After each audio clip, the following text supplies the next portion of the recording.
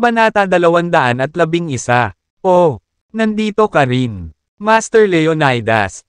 Parang alam ko na ang ginagawa mo dito. Ngumisi si Falcon. Ako, narito ka para pagalingin din si Rene. Hindi ba? Narinig ko ang tungkol sa Jade Scepter na nakuha mo. Ang iyong mga kamay kamakailan. Nakalulungkot. Kailangan kong sabihin sa iyo na ito ay walang silbi. May frosty constituent si Rene. Kung susubukan mo, gamitin mo ang Jade Scepter para pagalingin siya. Dudurugin mo. Nang matapos ni Falcon ang kanyang pangungusap, napanganga si Erasmus at Leonidas sa hindi makapaniwala. Nagulat sila sa, alamin na alam din ito ni Falcon. Tumigil ka nga sa pagsasalita ng kalokohan. Walang ganoong bagay bilang isang frosty constituent. Magwala ka, hinampes siya ni Leonidas, tungkod sa Falcon. Tulad ni Jared, binanggit ni Falcon ang isang nagyelo na sangkap. Kung pareho silang tama tungkol dito, gagawin ni Leonidas, maywa na may itlog sa mukha. Kaya naman, kinailangan niyang itaboy siya roon bago magsalita ang huli. Higit pa, ngumisi si Falcon at hinawakan ng kamay ang mabilis na lumalapit na tungkod. Master Leonidas, ikaw din, matanda para dito. Malulungkot ang bata at magandang asawa mo kung may mangyari sa iyo. Hayop ka, papatayin kita. Binitiwan ni Leonidas ang kanyang tungkod at pinaulanan ng sipa si Falcon. Kung tutuusin, nagpakasal nga si Leonidas sa isang magandang babae na mas bata sa kanya. Gayunpaman, ito ay itinuring na walang galang kay Falcon na magsalita tungkol sa kanya sa ganoong paraan. Mayabang na ngumiti si Falcon at sabay sipa kay Leonidas. Thud! Si Leonidas ay pinalipad palayo gamit ang isang malakas na sipa at mabigat na bumagsak sa lupa. Senior, okay ka lang. Natarante si Erasmus at tumakbo patungo kay Leonidas upang tulungan siyang makatayo. Namangha si Leonidas dahil hindi niya inaasahan na magiging ganoon kalakas si Falcon sa loob ng 2 taon. Natigilan si Jared sa sandaling iyon. Naramdaman ko ba ang isang alon ng espiritual na enerhiya ng sipin niya si Leonidas? Enerhiya ba siya? Cultivator din. Naguguluhan si Jared dahil wala siyang kakilala na maaaring manipulahin ang espiritual na enerhiya ng isang tao. Galing kay Draco. Ang sinumang tao na maaaring gawin iyon ay itinuturing na isang tagapagtanim ng enerhiya. Tulad ng sinabi ko, Master Leonidas, masyado ka ng matanda para dito. Oras na para hayaan mo ang nakababatang henerasyon. Pumalit, tsaka nandito ako para pagalingin si Rene. Bakit kailangan mong maging masama sa akin? Sabi ni Falcon, mahinahon. Paano ka biglang naging malakas? Falcon. Nakita ni Leonidas na kakaiba ang paglaki ng lakas ni Falcon. Napakabilis. Haha, sikreto ko yan. Ngunit masasabi ko sa iyo na ang aking tagapagturo ay tagasunod na ngayon ng Phantom Monastery. Ako, baka maging ulo pa sa takdang panahon. Excited na bulalas ni Falcon. Taksil. Ungol ni Leonidas, hindi lang kayo nagtaksil sa amin. Kundi sumasamba pa kayo sa kasamaan. Pareho kayong nakakahiya sa amin. Dapat kong lipulin kayong mga taksil ngayon. Habang sumisigaw si Leonidas, sasalakayin na naman niya si Falcon. Senior, maghintay. Pinigilan siya ni Erasmus. Halata namang wala sa kanilang dalawa ang kapareha ni Falcon. Kakayahan. Kahit anong pilit mo, walang makakatalo sa akin. Kaya, mangyaring itigil ang kahihiyan sa iyong sarili. Ako na, sabi na nga ba pumunta ako para pagalingin si Rene. Bakit hindi kayo naniniwala sa akin? Naiinip na si Falcon. Hindi ako naniniwala na nandito ka dahil sa kabaitan. Falcon, ano ang mga kondisyon mo? Tanong ni Erasmus. Master Erasmus, kilala ko si Rene mula pa noong bata pa tayong dalawa. Gusto ko siyang pakasalan pagkatapos ko siyang pagalingin. Ay, sobra-sobra na ba ang itatanong niyan? Bahagyang ngumiti si Falcon bago inilipat ang madamdaming tingin kay Rene. Sa iyong panaginip, mas gugustuhin kong manatiling walang asawa magpakailanman ang aking anak kaysa hayaan siyang pakasalan ka. Napangisi si Erasmus. Ngipin niya at nagsalita. Sa kabila ng pagkasira ni Erasmus, buong kumpiyansa na ipinagmalaki ni Falcon. Kung hindi mo ako hahayaang tulungan si Rene, pupunta siya, mamatay sa loob ng 3 araw. Gusto mo bang makita siyang mamatay? Sa tingin mo ba ikaw lang ang nakakaalam ng Frosty constituents? Sinabi sa amin ni Mr. Chance dito. Kanina pa, tumigil ka na sa pagiging masungit. Pwede ba? Pagkatapos nito, tumingin si Erasmus kay Jared ng may paggalang at sinabi, "Pakiusap, gawin mo ang lahat para iligtas ang anak ko. Mr. Chance, bibigyan ka namin ng privacy." Bago ang hitsura ni Falcon, si Erasmus ay nagdududa pa rin kay Jared. Gayunpaman, nagtiwala siya kay Jared. Marinig ang tungkol sa parehong bagay mula kay Falcon. Mas gugustuhin ko pang magtiwala kay Jared kaysa kay Falcon. Siya ay isang taksil. At siya ay hanggang sa hindi mabuti. Napatingin agad si Falcon kay Jared na nakakunot ang noo. Paano niya nalaman ang tungkol sa Frosty? Bumubuo, sa ganang kanya. Ang mga entidad na kanyang sinasamba ay nagturo tungkol dito sa Phantom Monastery. Unang narinig ni Falcon ang tungkol dito mula kay Dorieus, ang dating pinuno ng Phantom Monastery. Noon, siya, sumunod sa kanyang tagapagturo na umalis sa Lagrange Monastery at sa halip ay sumama kay Dorieus sa Phantom Monastery. Sa isang customized na espada sa kanyang kamay, si Dorieus ay napakalakas. Iyon ang dahilan kung bakit hindi nang ahas si Erasmus. Labanan si Falcon kahit na pinilit niyang pumasok sa Lagrange Monastery. Hindi ko lang siya mapapagaling. Pero naniniwala akong matutulungan ko siyang mailabas ang potensyal na mayroon siya. Dapat kayong tumungo. Labas ngayon. Tumango si Jared. Nakita mo ba iyon? Falcon. Si Mr. Chance ay may kakayahang pagalingin din si Rene. Sa tingin ko oras na para sumuko ka. Ang iyong mga nakakatawang panaginip at umalis. Kung hindi, magsisisi ka. Banta ni Erasmus. Kalokohan. Biglang nagbago ang ekspresyon ni Falcon nang marinig iyon. Puno ang Frosty constituent ng Frosty energy. Kung ang Jade Scepter ng sinaunang Leonidas ay walang silbi laban dito, ano ang magagawa ng taong ito? Nagpanik na si Falcon dahil alam niyang hindi lang siya ang may kakayahang magpagaling kay Rene. Si Leonidas ay labis na nagalit dahil tinawag siyang sinaunang. Bagamat may gana siyang talunin si Falcon, alam niyang napakahina niya para labanan siya. Kung ako ay walang kapangyarihan, sa tingin mo ba ay maaari mo siyang pagalingin? Tanong ni Jared. Siyempre, kaya ko, ibinigay sa akin ng aking Grandmaster itong Starry Compass. Naniniwala ako na kaya nitong sumipsip ng walang limitasyon. Dami ng nagyelo na enerhiya. Habang nagsasalita si Falcon, may inilabas siyang parang compass. Ito ay halos kasing laki niya. Palad. Bukod sa 7 bituin na nakaukit dito. Parang ordinaryong compass lang. Lumiwanag kaagad ang mga mata ni Jared nang makita niya ang Starry Compass. Wow! Iyan ay hindi ka panipaniwala. Sa sandaling iyon, ang Starry Compass ay naglalabas ng malaking alon ng espiritual na enerhiya. Kaya ang espiritual, ang enerhiyang naramdaman ko ngayon ay hindi galing kay Falcon. Ito ay mula sa Starry Compass. Dapat kong makuha ang aking mga kamay dyan.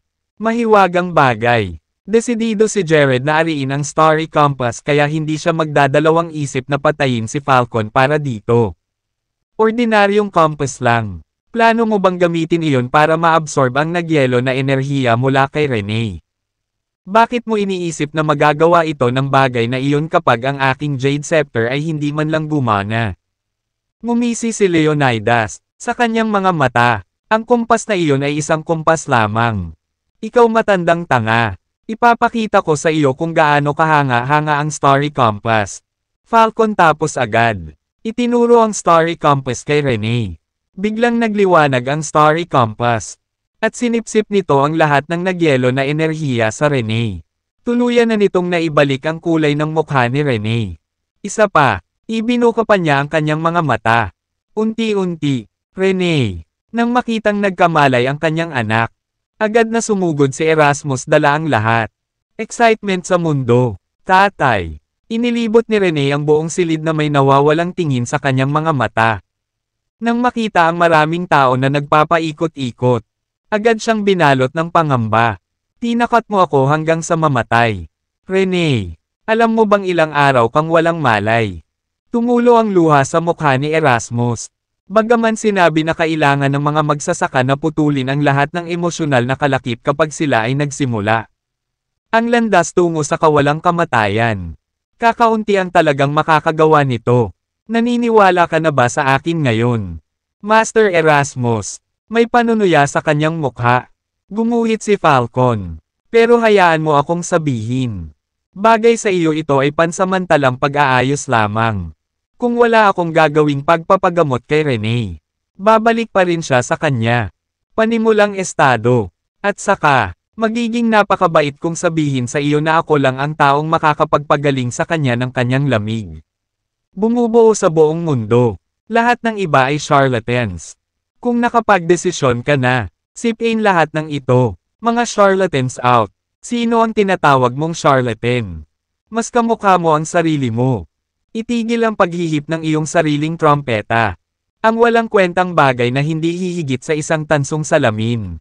Kung ikaw ay napakahusay, itapon ito, at gagawin namin. Tingnan mo kung sino ang mas magaling. Si Josephine ay humakbang pasulong at pumutok ng marahas. Matagal nang nasusuka sa lalaki. Kay abangan. Habang nakatitig si Falcon kay Josephine, na nakatayo, may kumikinang sa kanyang mga mata. Hindi siya lumipad sa A. Galit ngunit tumingin sa kanya na may masamang tingin sa kanyang mga mata. Maaaring lahat ng iba ay sumisigaw. Ngunit ang babaeng ito ay maaaring manatili. Ako, mahilig sa ganyang ligaw na ugali. Anong basura? Dinuraan siya ng malakas ni Josephine habang sinasabi iyon. Dahil doon, saglit na natigilan si Falcon bago niya pinunasan ang deres sa mukha niya. Lumakas ang kanyang init ng ulo. Minsan, naniniwala ka ba na tatapusin kita sa pagkakataong ito? Be***** ka. Nang makitang nakaalis na siya sa malalim na dulo. Si Josephine ay likas na umatras ng isang hakbang. Samantala, si Jared, humakbang pasulong at pinagtanggol siya sa likod niya. Tinitigan ng masama ang lalaki. Ninisyon niya, napakataas at makapangyarihan ka dahil sa Starry Compass. Hindi ba? Paano ka naiiba sa isang walang kabuluhan kung wala ito? Ang Starry Compass na ito ay isang mahiwagang bagay. Ngunit ito ay isang lubos na basura sa iyong pag-aari. Kung ang isa ay naglilinang kasama nito, kalahati lamang ang pagsisikap, kinakailangan upang makamit ang dobleng mga resulta. Nako, walang kwentang basurang tulad mo na walang ideya kung paano gamitin. Ito, nagulat si Falcon. At mabilis na nag-alab ang matinding galit sa kanya dahil tama si Jared ito lang. Salamat sa Starry Compass na nagawa niyang talunin si Leonidas at pagalingin si Rene. Kung wala ito, siya ay wala talaga. Puro inggit ito, bata. Naiinggit ka lang na mayroon akong isang mahiwagang bagay tulad ng Starry Compass. Kung napakagaling mo, kumuha ka rin ng mahiwagang item. Ano ang iyong gagamitin upang sumipsip ng nagyelo na enerhiya? Galing kay Rene. Mapanuksong hiling ni Falcon. Ako ang pinakadakilang magical item sa aking sarili. Kaya bakit kailangan kong gumamit ng iba pa? Mga taong hindi epektibo. Gumamit ng tinatawag na magical items. Ngumuso si Jared. Kasunod noon ay lalong nagdilim ang ekspresyon ni Falcon. Si Leonidas ay nagsuot din ng mabangis na hitsura mula noong. Ang mapang-uyam na pahayag ng lalaki ay tumama sa kanya. Pagkatapos ng lahat, ginamit din niya ang Jade Scepter sa paggamot. Rene, kanina, sinasabi mo ba na gusto mong i-absorb ang malamig na enerhiya sa Rene ng direkta sa iyong katawan? Falcon, tinanong. Eksakto. Tahimik na tumango si Jared. Haha, anong joke? May frosty constituent si Rene. At iyon lang ang dahilan kung bakit niya nagawa. Makatiis sa nagyelo na enerhiya sa loob niya sa loob ng maraming taon. Kung ito ay ang karaniwang tao, siya ay hindi kayang mabuhay kahit isang araw. Ngunit, maglakas loob ka bang sabihin na gagamitin mo ang iyong katawan para sumipsip ng nagyelo na enerhiya? Kung may kakayahan ka talaga, pwede kang magtanong ng kahit ano sa akin. Gayunpaman, kung nabigo kang gawin ito, huwag sisihin. Ako sa hindi pagpapakita sa iyo ng anumang awa. Kailangan mong lumuhad sa harap ko at humingi ng tawad. Dinang, kailangang painitin ng babaeng nasa likod mo ang aking kama. Punong-puno ng mali siya ang mga mata ni Falcon, na nagpanginig sa buong Josephine. Napagod ka bang mabuhay? Nanliit ang mga mata ni Jared. At isang mamamatay tao na aura ang sumilay sa kanya sa isang iglap. Habang sila ni Josephine ay hindi pa nakumpirma ang kanilang relasyon. Pareho nilang alam ang tungkol sa isa. Damdamin. Kaya naman, itinuring na niya ito bilang kanyang kasintahan at hinding-hindi magtatagal habang siya ay naruroon. Hineras.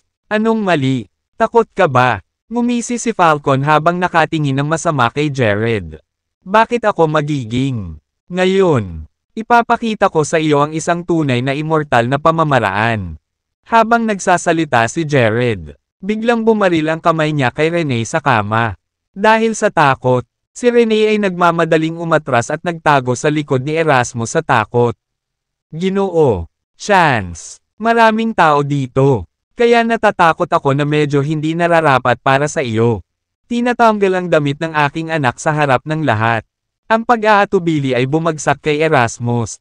Dahil ang reputasyon ng kanyang anak na babae ay masisira kapag ang kanyang katawan ay nahahayag. Sa publiko, hindi mo naiintindihan. Abat Erasmus, sipsipin ko lang ang nagyelo na enerhiya sa katawan ng iyong anak. Kaya hindi na kailangan magtanggal ng damit. Kanina, kinailangan ni Jared na tanggalin ang mga damit ni Rene para ipagamot dahil gusto nitong ibahin ang anyo nito. Bumubuo, kung gayon, hindi na niya kailangang magdusa pa sa nagyayelong lamig. Gayunpaman, kung sinisipsip lamang nito ang nagyelo na enerhiya, hindi na kailangang tanggalin ang anumang damit. Nang marinig iyon, nakahinga ng maluwag si Erasmus. Supporting his daughter, he explained, Rene, ikaw, huwag kang matakot, dahil nandito si Mr. Chance para gamutin ka. Pagkatapos ng maraming panghihikayat mula kay Erasmus, sa wakas ay kumalma si Rene at tahimik na umupo sa kama. Kasunod nito, bahagyang ipinatong ni Jared ang palad sa noo nito. Sa isang kisap mata, kumaway ng direktang sumipsip ng malamig na enerhiya sa kanyang katawan. Bagamat na-absorb na ni Falcon ang karamihan sa nagyelo na enerhiya mula kay Rene gamit ang Starry Compass. Ngayon lang, hindi niya inalis lahat, may natitira pang parte sa katawan niya. Ang mas masahol pa, ang Frosty Energy ay, kahit saan sa Lagrange Monastery. At automatikong maa-absorb ng kanyang katawan ang lahat ng ito. Unti-unting pumuti ang palad ni Jared. Sa mga takong na iyon, isang makapal na patong ng hamog na nagyelo ang tila na buo sa ibabaw niya. Buong braso, habang nakapikit, tinapos niya ang focus technique sa pinakamataas na potensyal nito. Nilinang niya ang walang tigil na nagyelo na enerhiya. Ngunit napakarami. Nasa level 5 energy cultivation lang siya. Kaya, hindi pa rin niya kayang linangin ang lahat sa kabila ng kanyang pagsisikap. Hindi nagtagal. Natakpan ng makapal na layer ng yelo ang buong braso niya. At mabilis pa itong kumakalat sa ibang bahagi niya. Katawan. Nang makita iyon, nagpakawala ng malamig na tawa si Falcon. Ginoo, pagkakataon. Naalarma na sigaw ni Erasmus nang makita ang kalagayan ni Jared ngayon. Gayunpaman, para bang hindi siya narinig ni Jared. Dahil ang lalaki ay patuloy na hinihigop ang nagyelo. Enerhiya mula kay Rene. Sa kalaunan, ang kanyang buhok ay naging puti. At isang layer ng hamog na nagyelo ang kumot sa kanyang mukha. Sa pinakadulo, ang kanyang kabuuan. Ang tao ay tila nababalot sa yelo. Na ginagawa siyang parang snowman. Haha, nasabi ko na ang karaniwang tao ay hindi makayanan ang napakalamig na enerhiyang ito. Ngayon, siya ay naging isang bloke ng yelo. Nang makitang natigilan si Jared. Tumawa ng malakas si Falcon. Ginoo, pagkakataon. Jared, si Walter, Josephine, at ang iba pa ay napabulala sa takot. Si Josephine, lalo na, ay labis na nabalisa kaya itinapon niya ang sarili kay Jared. Balak niyang gamitin ang init ng kanyang katawan para matuno ang yelo sa lalaki. Hindi, Josephine. Mabilis na gumanti. Hinawakan siya ni William at pinigilan siya sa paggawa nito. Maging si Jared ay hindi makayanan ang napakalamig na enerhiya. Kaya hindi ba't isinusuko niya ang kanyang sarili sa kamatayan kung siya ay upang pumunta sa ibabaw. Jared. Umiyak si Josephine. Nangingilid ang mga luha sa kanyang mga mata. Sa kabila ng maikling panahon na magkakilala sila at ang hindi malinaw na relasyon sa pagitan nila. Madarama nila ang presensya ng isa't isa sa kanilang mga puso. Katotohanan. Ang gayong pakiramdam ay hindi masasabi. She was most at ease when she was with Jared though she cannot quite explain her feelings too. Kaya naman, likas niyang gustong iligtas siya nang makita niyang nagyelo siya noon. Kaya ganoon, ni minsan hindi sumagi sa isip niya ang sarili niyang kaligtasan. Haha, huwag kang malungkot, pretty. Maraming mga lalaki sa mundo. Kaya bakit kailangan mong tumuon sa isang lalaki? Tingnan mo ako. Ako ay 100 beses na mas mahusay kaysa sa Jared guy na ito. Basta napapasaya mo ako, ginagarantiya ko. Ikaw ay isang habang buhay na kayamanan at kaluwalhatian. Walang humpay na inilibot ni Falcon ang kanyang tingin sa katawan ni Josephine. How dare you? Nakita rin ni Tommy ang pula nang makita ang kasalukuyang kalagayan ni Jared. At sinuntok niya si Falcon. Pag-aatubili, sa sandaling iyon. Wala na siyang pakialam kung siya ba ang kapareha ng lalaki. Paf! Ngumuso. Ibinaril ni Falcon ang kanyang binti. Pinalipad si Tommy palabas ng silid. Pinaputukan siya ni Walter, William, at ng iba pa. Ngunit walang sino man sa kanila ang nang-ahas na kumilos. Haha! Dahil sa kanilang takot, tumawa si Falcon ng baliw.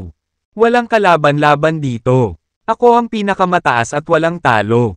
Master Erasmus, ang nagyelo na enerhiya sa loob ni Rene ay hinigop ng brat na iyon. Ngunit ang kanyang nasasakupan, nananatiling pareho, maya-maya, muling mag-iipon ang malamig na enerhiya sa kanyang katawan. Ako lang, taong makakapagpagaling sa kanya ng lubusan. My constituent is the polar opposite of her. So basta siya, pakasalan mo ako, magpupuno tayo sa isa't isa, at magiging maayos siya. Deklare niya, nakatingin mismo kay Erasmus, sa iyong panaginip, bilang tugon. Mainit na tinitigan siya ni Erasmus. Napakawalanjiya, niligawan niya lang si Josephine kanina. Yet he's demanding na pakasalan siya ni Rene ngayon. Siguradong wala siyang kahihiyan. Mas gugustuhin ko pang mamatay si Rene kaysa mamatay. Wasak sa kamay ng isang tulad niya. Dahil tumanggi kang magbigay ng iyong kasunduan. Huwag mo akong sisihin sa aking kawalang galang. Pagkasabi pa lang nun ay inabot ni Falcon si Rene. Napasigaw si Rene sa sobrang takot. Baka sa mukha ni Erasmus ang galit. At kumilos siya para harangin si Falcon. Bang!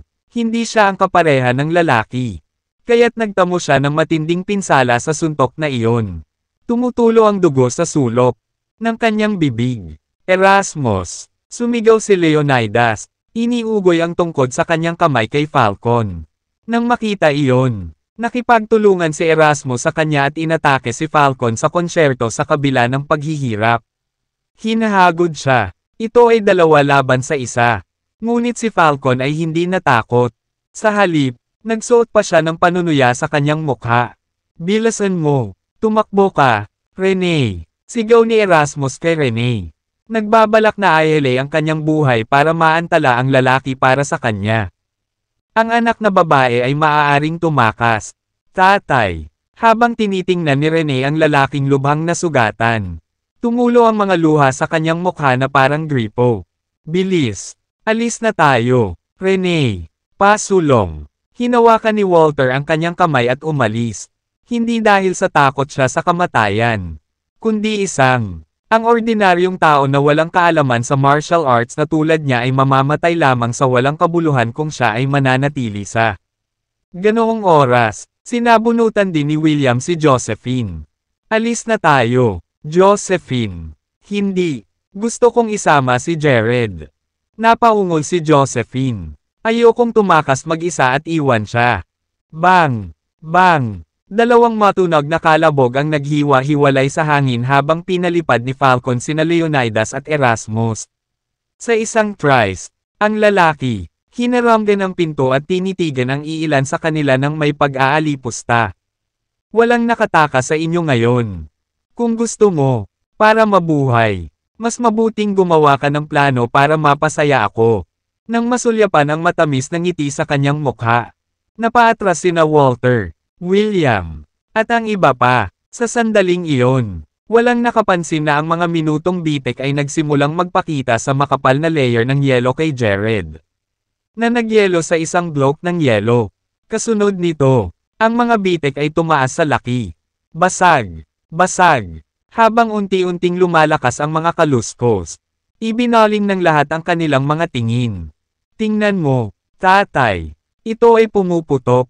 Napunit ang yelo. Tuwang-tuwa si Josephine nang makita ang kapal. Layer ng yelo sa Jared Kraken. Sa kabaligtaran, ang mga kilay ni Falcon ay nagsalubong kahit na ang kanyang ekspresyon ay nagsimulang maging seryoso. Clink, clang, flatter. Hindi nagtagal. Ang patong ng yelo kay Jared ay nabasag ng buo. Nagkalat sa buong lupa at inilantad ang kanyang katawan sa kabuuan nito. Phew! Walang babala. Binuksan ni Jared ang kanyang mga mata at bumuga ng ulap ng puting ambon. Ang paglilinang ng nagyelo na enerhiya ay nagkaroon ng kanyang mga kakayahan sa pagpapabuti ng mabilis. Noong una, mayroon lang siya. Sinimula ng level 5 energy cultivation. Ngunit talagang tumaas siya ng isang level at nakamit ang level 6 energy.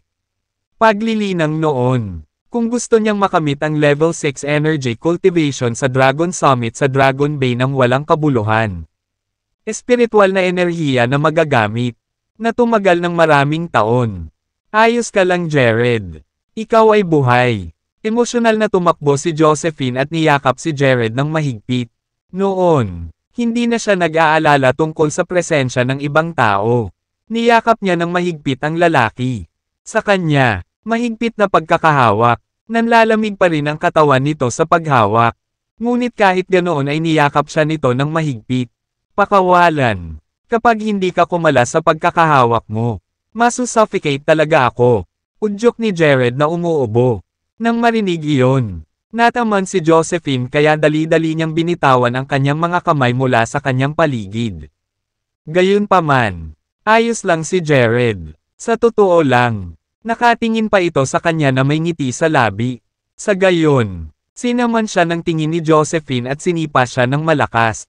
Samantala, tuwang-tuwa ang lahat na buhay pa si Jared dahil ang ibig sabihin nito ay hindi na makakamit ni Falcon.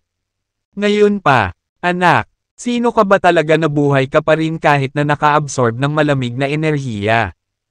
Tanong ni Falcon kasama, nakaukit sa kanyang mukha ang kahiwagan. Ako ang iyong amo. Nabalot ng galit ang mukha ni Jared. Noong nililinang ko ang nagyelo na enerhiya. Kanina, sinamantala niya ang pagkakataon na saktan si Tommy at insultuhan pa si Josephine. Sa totoo lang, narinig niya ang lahat ng iyon.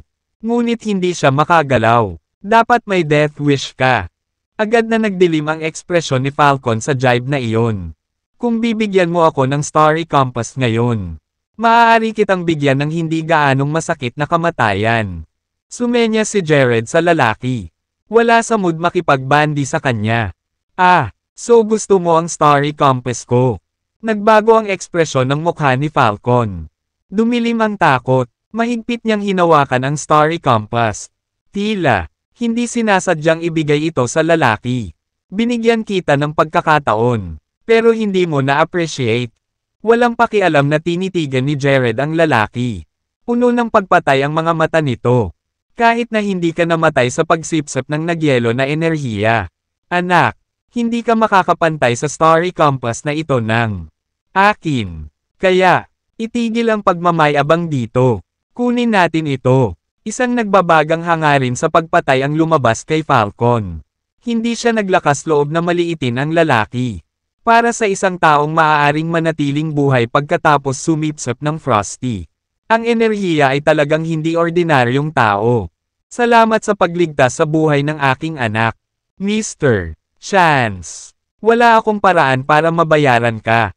Kaya ko lang magagawa. Sa buhay ko ngayon. Pipigilan ko siya. Samantala, lahat kayo ay tumakbo para dito. Malubhang nasugatan na si Erasmus. Ngunit muling nagpumigla sa kanyang mga paa. Nagbabalak na hawakan si Falcon. Pabalik sa presyo ng kanyang buhay para kay Jared at sa iba pa upang mabawi ang kanilang pagtakas. Sa hindi inaasahang pagkakataon, iniunat ni Jared ang isang kamay at pinigilan si Erasmus. Ang kanyang mga labi ay kumerba sa isang mahinang ngiti. Siya, sinabi, hindi kailangang ibigay ang iyong buhay para harapin ang isang walang kwentang basura na nakasalalay lamang sa isang mahiwagang bagay. Pagkatapos sabihin iyon, mapang-asar niyang ibinaba si Falcon. Papatayin kita, anak. Si Falcon ay napunta sa matinding galit, kung saan tumindi ang pamatay na hangarin na nagmumula sa kanya. Kasabay nito, ang Starry Compass sa kanyang kamay ay nagbuga din ng mahinang liwanag. Nang mapansin ang walang hanggang glow ng Starry Compass sa kanyang kamay, sina Erasmus, Walter, at ang iba pa ay lahat napailing. Sa kabaligtaran, tumawa lang si Jared ng mapanlate na tawa at sumabit ng upuan bago tumilapon. Pababa, mayroon ka bang iba pang mga kasanayan maliban sa paggamit ng iyong mahiwagang item? Walang emosyong tanong ni Jared. Walang silbing I-provoke ako. Bata, hindi ako mahuhulog dito. Hindi ka nasawi kahit sumipsep. May yelong enerhiya sa iyong katawan. Oo, kung ganoon, hahayaan kitang sumipsep ng mas malamig na enerhiya. Tingnan natin kung paano, mas matagal na kayang tiisin ng katawan mo. Nang matapos sabihin iyon ni Falcon, inilabas niya ang Starry Compass. Sabay-sabay, isang pagsabog ng nagyelo na enerhiya. Pinasabog mula sa gitna nito. Ang temperatura sa silid ay agad na bumagsak sa lamig. At lahat ay niyakap ang kanilang sarili. Sobrang lamig kaya nanginginig sila ng husto. Sa kabaligtaran, si Jared ay nanatiling nakaupo sa upuan nang hindi kumikibot kahit isang kalamnan. Hindi niya naramdaman ang medyo malamig. Binalot siya ng malamig na enerhiya at tumagos sa kanyang katawan sa pamamagitan ng kanyang mga orifice. Dahan-dahan, nagsimula muli ang hamog na nagyelo. Namumuo sa kanyang buhok. Haha, this time, I freeze kita at dudurog. Tingnan natin kung paano ka mananatiling buhay. Nang makitang muli ang hamog na nagyelo sa kanyang buhok, matagumpay na natawa si Falcon. Nako! Mabilis na naglaho ang lamig sa ulo ni Jared sa bilis na nakikita ng mata. Gaano man, maraming frosty energy ang tumagos sa kanyang katawan. Hindi na ito makapagdulot ng anumang pagbabago sa kanya. Paano ito posible? Sa sobrang gulat, agad na inilabas ni Falcon ang lahat ng nagyelo na enerhiya sa Starry Compass. Ang lahat ng nagyelo na enerhiya mula sa Starry Compass ay hinigop mula sa katawan ni Renee. Sa sandaling iyon, ito ay, lahat binitawan at nilamon si Jared. Sa isang hindi mahahalata na ngiti sa kanyang mukha, tinapos ni Jared ang focus technique sa pinakamataas na potensyal nito. Nililinang ang nagyelo na enerhiyang pumapasok sa kanyang katawan. Dahil naabot na niya ang level 6 energy cultivation. Ang kanyang bilis ay maliwanag na tumaas. Kahit na hanggang sa mawala ang lahat ng nagyelo na enerhiya mula sa Starry Compass. Hindi na siya muling nagyelo. Sa halip, ang kanyang mga kakayahan ay lalong bumuti ng malaki. Ang Starry Compass na ito ay talagang isang mahusay na item. Kailangan kong makuha ang mga kamay ko ngayon. Kumikinang sa mga mata ni Jared ang di-disguise na katakawan habang nakatitig sa Starry Compass na nasa kamay ni Falcon. Kung mayroon akong Starry Compass, doble ang aking paglilinang sa kalahati ng pagsisikap. Samantala, isang kislap ng gulat ang sumilay sa mga mata ni Falcon. Iyon ay 1 tonelada ng nagyelo na enerhiya. Ngunit hindi siya nasaktan. Hindi kaya may suot din siyang magical item. Naghinala siya na si Jared ay mayroong isang mahiwagang bagay sa kanyang pag-aari dahil walang sino man ang maglalakas loob na humigop ng labis. Malamig na enerhiya na may sariling kakayahan. Kahit ang kanyang Grandmaster, si Doriaeus, anak. Hindi ka ba umaasa din sa isang mahiwagang bagay? Kung hindi, paano mo matitiis ang ganoon? Napakaraming dami ng nagyelo na enerhiya. He asserted while scrutinizing Jared intently. Nanliit ang mga mata, mga hiwa. Gusto niyang hanapin ang mahiwagang bagay sa katawan ng lalaki. Ngunit hindi niya mawari kung saan ito nakatago. Kahit matagal nang pinag-aralan ang lalaki. Pagkarinig pa lang ni Jared, ninitian niya ito, gaya nga ng sabi ko. Ako mismo ang magical item. Well, ipagpatuloy ang pagpapakawala. Ano man ang mga kakayahan na mayroon ka. Bata, huwag mong isipin na hindi ka magagapi dahil lang sa hindi mo tinatabla ng malamig na enerhiya. Kukunin kita. Alam mo kung gaano ako kalakas ngayon. Habang sinasabi iyon, inilipat ni Falcon ang 7 bituin sa Starry Compass at inilipat ang kanilang mga posisyon A. Maliit na bahagi. Ang simpleng paggalaw na iyon ay may pawis na tumutulo sa kanyang noo. At tila ba nasa bingit na siya ng pagbagsak. Tumago sa hangin ang matatalim na tunog ng sipol. At ang mga ulap ng itim na ambon ay agad na naalis mula sa Starry Compass. Bago humalik kay Jared na parang kumukulog na ulap. Sa tanawing iyon, halos atakihin sa puso sina William at Josephine. Malaki ang naging reaksyon ni Walter at Tommy. Mas mabuti dahil nakita nila ang mapaghiganti ng mga dragon sa Dragon Throne sa patio ng una. Ito ay isang katulad na eksena, ngunit ang kanilang mga ekspresyon ay naging malungkot pa rin kahit na nakita na nila ito noon. Masasamang espiritu, mga masamang espiritu sila. Mag-ingat ka, Mr. Chance. Sigaw ni Erasmus, mabilis niyang iminuwestra ang kanyang mga kamay habang may binubulong. Si Leonidas naman ay agad na inilagay ang kamay sa balikat ni Erasmus. Pagkatapos ng lahat, ang huli ay kasalukuyang nasaktan ng husto at walang sapat na lakas para palayasin ang mga espiritong iyon. Kaya gusto niyang bigyan siya ng pagpapalakas. Gayunpaman, gaano man binigkas ni Erasmus ang spell ng exorcism, ang mga masasamang espiritong iyon ay tila hindi, kahit kaunting takot, hindi nagtagal. Napuno ng mga ulap ng itim na ambon ang buong silid. Umalangaw-ngaw sa bawat sulok ang mga hiyawan. Hiyawan. At cranny. Sa kabuuan. Ito ay napaka-petrifying. Sa tiyak na sandaling iyon. Ang itim na ambon ay mabilis na namuo at naging mga halimaw na may mga pangil at kuko. Sumunod sila kay Jared. Hindi ako maaaring saktan ng mga masasamang espiritu. Bahagyang umangat ang mga sulok ng bibig ni Jared. Kumerba sa isang mapang asar ng ngiti. Ngayong naabot ko na ang level 6 energy cultivation.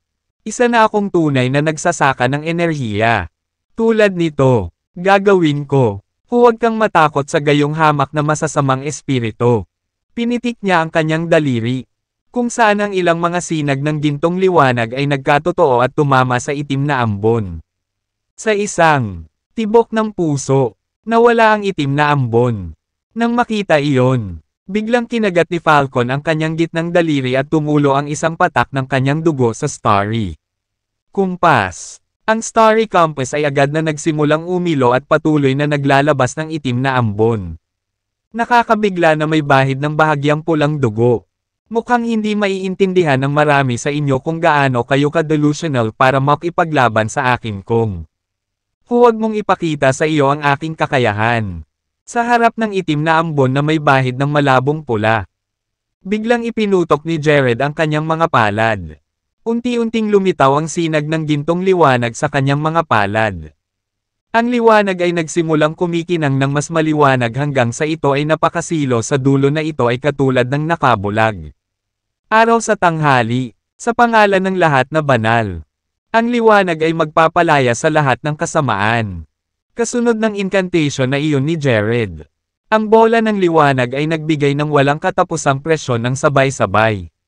Sa parehong, gaya ng nagniningning na araw.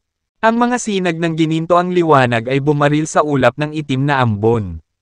Tulad ng isang daga sa paningin ng isang pusa at nyebe sa presensya ng araw. Ang itim na ambon ay mabilis na nilamon sa pag-iilaw ng liwanag. Pagkatapos, hinigop ni Jared ang lahat dahil lahat ito ay kapaki-pakinabang sa kanya. Paglilinang. Maaaring lumunin at linangin ng focus technique ang lahat. Iyon ang natatangi nito. Kasunod nito, nawala ang liwanag. At naging mapayapa muli ang lahat. Natahimik ang buong silid gaya ng libingan. At lahat ay nakanganga kay Jared. Si Leonidas, sa partikular, ay namula ng maliwanag na pula. Naalala niya ang pangungutya niya sa lalaki noon.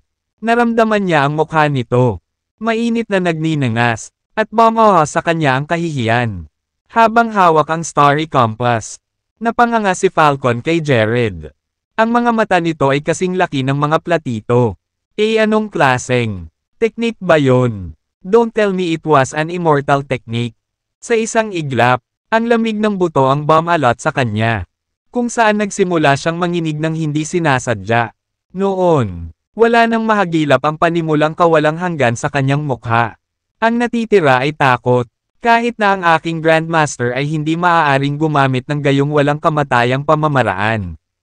Tumindig ang kanyang mga balahibo. At iisa lang ang nasa isip niya lumayo. Crap! Kailangan kong tumakas hanggat maaari. Sa kasamaang palad, hindi pa nag-iisip na iyon. Malamig na gumuhit si Jared. Nag-iisip ka ba ng pagkuha sa iyong takong? Nako, wala ka ng pagkakataong iyon. Kung bibigyan mo ako ng Starry Compass, wala akong pakialam na bigyan ka ng hindi gaanong masakit na kamatayan. Ang mga mata ni Falcon ay patuloy na lumilibot sa paligid na tila siya ay sinusubukan upang makabuo ng isang countermeasure habang din. Madalas na sinusulyapan ang Starry Compass sa kanyang kamay. Isang panloob na pakikibaka ang nagaganap sa loob niya habang siya sinubukang gumawa ng desisyon. Mayroon ka lamang 10 segundo upang isaalang-alang ito. 10, 9, 8, at kaya, nagpatuloy ang countdown. Habang si Falcon ay nakatitig kay Jared, na walang pakialam sa pagbibilang. May butil na malamig na pawis sa kanyang noo. Dapat ba akong lumaban o hindi? But then, hindi ko basta-basta maibibigay ang Starry Compass ko. Tsaka kahit gawin ko siya, hindi ako patatawarin ngunit bigyan lamang ako ng hindi gaanong masakit na kamatayan. Ayokong mamatay. Nakarating na rin ako sa wakas. Kung nasaan ako ngayon pagkatapos ng maraming pagsisikap. At hindi pa ako napupuno ng Panginoon sa iba. Isa, mahinahong sabi ni Jared. Narito, ang Starry Compass. Hindi na nagtagal si Falcon at ibinato ang Starry Compass sa lalaki. Paglukso, madaling nasalo ni Jared. Sinamantala ni Falcon ang pagkakataon habang ginawa ito ng lalaki para umikot sa kanyang mga takong at kumari pa ng takbo palabas ng pinto. Bilis ng kidlat, nakatakas si Falcon. Mr. Chance! Galit na sigaw ni Erasmus nang makita iyon. Takasan. Ang mga sulok ng bibig ni Jared ay umangat. At siya ay gumalaw na parang may kargada na bola ng kanyan. Sa loob lamang ng ilang segundo, naglakad siya pabalik kasama si Falcon, na nagpahinga para dito, sa kanyang pagkakahawak, sa mismong sandaling iyon. Ang mataas at makapangyarihang Falcon ay hindi hihigit sa isang patay na aso. Nahuli sa leeg at ibinalik. Nabigla ang lahat nang makita nila kung gaano siya kadaling nahuli ni Jared. Bumagsak. Inihagis ni Jared si Falcon sa lupa at walang emosyong tumingin sa kanya. Ang aura na nagmumula sa kanya ay lahat ng tao sa buong silid ay nabighani na lumuhad at sumamba sa kanya. Kalahati. Hingal na hingal si Falcon na tumingin sa lalaki na nagmamakaawa. Pipatawarin mo ako. Naibigay ko na sayo ang Starry Compass. Hindi ka ba maawa sa akin? Ilibre kita. Panunuya. Hinayla ni Jared si Josephine. Nagulat pa rin. Naisip mo ba na ganyan? Magiging kahihinatnan kapag hinaras mo ang asawa ko kanina. Lahat ng tao ay may hangganan. At lahat ng nagtutulak nito mamamatay. Ang limitasyon ko ay ang aking asawa. Kaya dapat kang mamatay ngayon. Nang marinig iyon, napanganga si Josephine sa kanya. Ang isang kamay nito ay nasa kanya. At ang isa naman ay lumipad sa kanyang bibig. Kumakabog ang kanyang dibdib habang nag-iiba ang kanyang emosyon. Bagamat hindi pumayag si Josephine na pakasalan si Jared at natural na hindi niya asawa. Napunta ang emosyon nito all over the place pagkatapos niyang bigkasan ang mga katagang iyon kanina. That very moment, siya ang Prince Charming. Mata niya, matangkad at gwapo. Kung siya ang magpupropose sa kanya noon. Oo, ito nang walang kaunting pag-aalinlangan. Hindi ako pwedeng mamatay. Hindi mo ako mapapatay. Si Dorieus ang aking Grandmaster.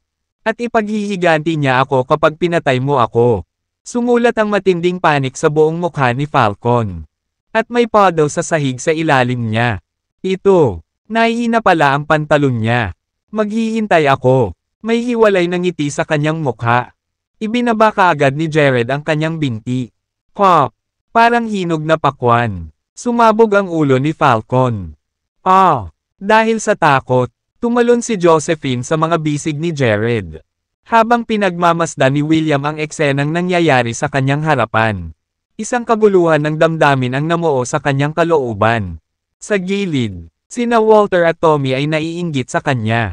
Ayon sa status at posisyon, medyo malayo pa si William kina Walter at Tommy.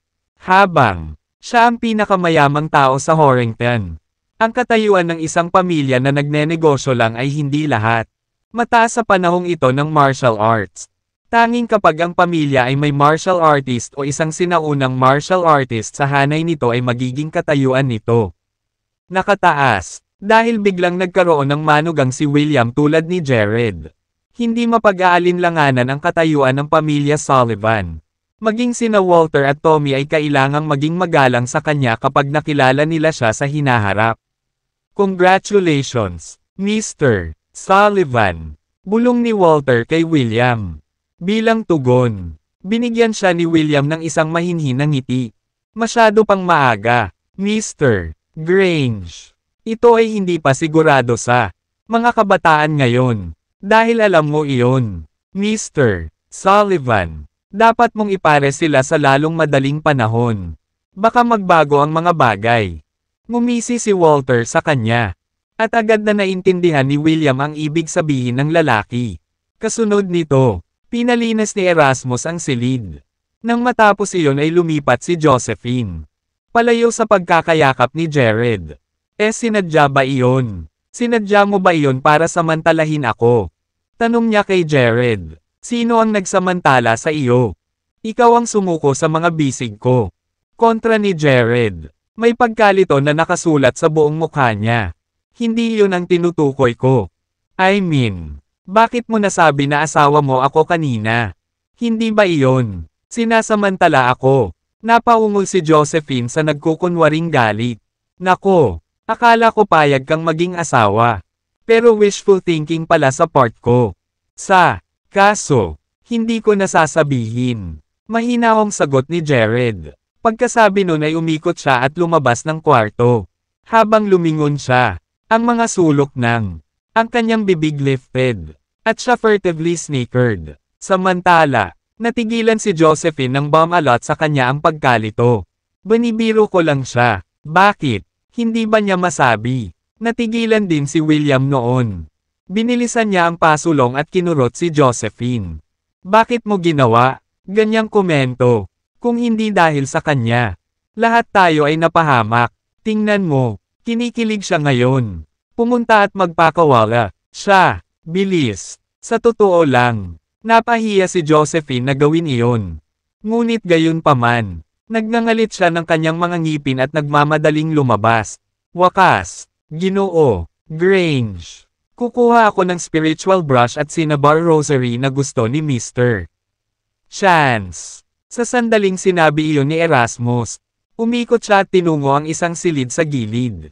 Maya-maya, siya, ibinalik ang mga gamit at iniabot kay Walter.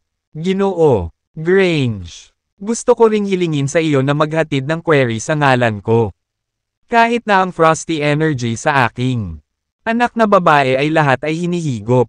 Sinabi ni Mr. Chance na ang isang may elo na sangkap ay automatikong sumisipsip. Malamig na enerhiya. Kung gayon, hindi na ba siya muling maghahirap mula sa lamig? Patuloy niyang sabi sa lalaki, na may nagmamakaawa na ekspresyon. Okay, pupunta ako at itatanong ito kay Mr. Chance ng sabay-sabay. Nakangising saad ni Walter habang kinukuha ang spiritual brush at cinnabar rosary mula sa lalaki. Nang lalabas na sana siya at tanungin iyon kay Jared ay biglang umalangaw-ngaw ang sigaw ni Josephine mula sa labas. How dare you cheat me? Jared! Papatayin kita! Sa susunod na sandali, tumakbo si Jared sa silid habang nakangisi mula tenga hanggang tenga. Hinabol ni Josephine. Sa likuran niya, ngunit pinigilan siya ni William. Ito ay isang sagradong lugar. Tumigil ka na sa panggugulo. Matapos sawayin si Josephine, nilingga ni William sina Walter at Erasmus. Pinakitaan sila ng isang nakakatakot na ngiti. Ngumiti rin ang iilan. Kitang-kita ang inggit sa kanilang mga mata. Ginoo, pagkakataon. Habang ang lahat ng nagyelo na enerhiya sa anak ni Abbot Erasmus ay nasisipsip. Sinabi mo iyan. Mayroon siyang frosty constituent at patuloy pa ring sumisipsip ng frosty energy. Dahil dito, magkakaroon ng malamig na enerhiya. Malamang na pumasok muli sa kanyang katawan bago magtagal. Sa makatuwid, bago pa matapos magsalita si Walter, kinaweyan ni Jared ang kamay at pinutol siya. Abbot Erasmus, magiging maayos ang iyong anak pansamantala. Ang kanyang nagyelo constituent ay napakabihirang. Isinasaalang-alang ang aking kasalukuyang mga kakayahan. Maaari ko siyang palayain ng buo mula sa malamig na enerhiya.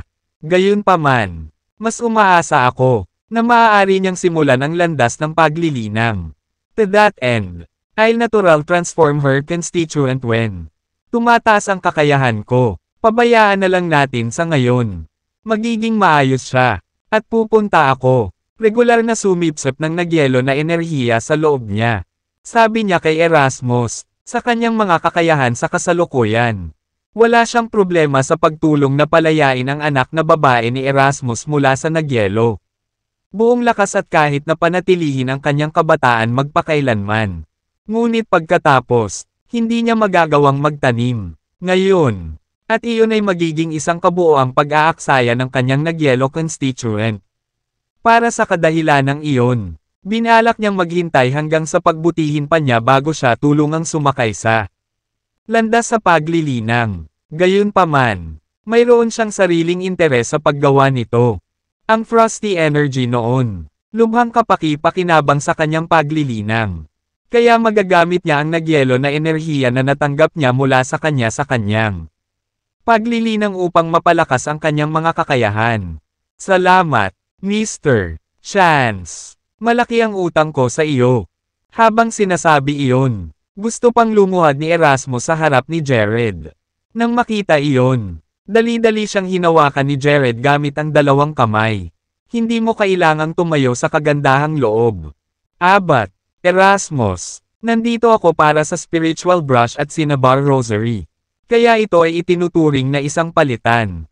Ang katotohanan na iniligtas mo ang aking anak na babae ay hindi maihahambing sa espiritual na brush at cinnabar rosaryo.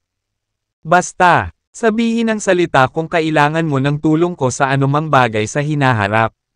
Mr. Chance. Bumulwak si Erasmus, nakaukit sa mukha niya ang pasasalamat. Ginoo, Chance. I'm really sorry kung na-offend kita kanina sa kamangmangan ko. Mangyaring huwag magtampo sa ako. Sa sandaling iyon, lumapit si Leonidas at humingi ng tawad kay Jared sa kahihiyan. Pagkatapos ng lahat, ang mga kakayahan na ipinakita ng lalaki ay matagal nang humanga sa kanya. Huwag kang mag-alala tungkol dito. Dahil naayos na ang usapin. Aalis na ako. Si Jared ay sabik na makauwi at ibalik ang paningin ng kanyang ina habang nasa kanya ang espiritual na brush at cinnabar rosary sa kanyang pag-aari noon. Pagbaba nila mula sa Lagrange Mountain. Madilim na ang langit, gayunpaman, nananatili pa rin si Luca. Naghihintay sa paanan ng bundok.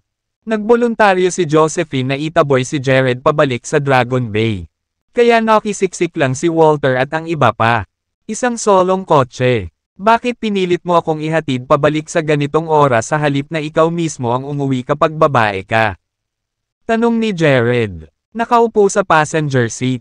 Ako ang asawa mo. Kaya sino ang maghahatid sa iyo pauwi kung hindi ako? Nang walang ibang tao doon. Hindi na sinala ni Josephine ang kanyang mga salita. Ha! Saglit na natahimik si Jared. Sumagot lamang ito pagkatapos ng maikling paghinto. Hindi kami. engaged or married. So paano kita naging asawa? Tsaka wala akong pera para pakasalan ka. Ngayon na, maaaring wala kang pera, ngunit mayroon ako. Susuportahan kita sa hinaharap. Anyway, nakapagdesisyon na ako sa iyo. Nanghahaman na sambit ni Josephine. Diretsyong nakatingin sa lalaki at nagkunot ng noo. Nang makita iyon, napangiti si Jared. Sa totoo lang, matagal na siyang may gusto sa kanya. Hindi alintana kung ito ay ang kanyang mukha, figure, background ng pamilya, o personalidad. Siya ay kanya. Tasa ng tsaa. Gayunpaman, nagpasya pa siyang makipagkita sa kanya noon.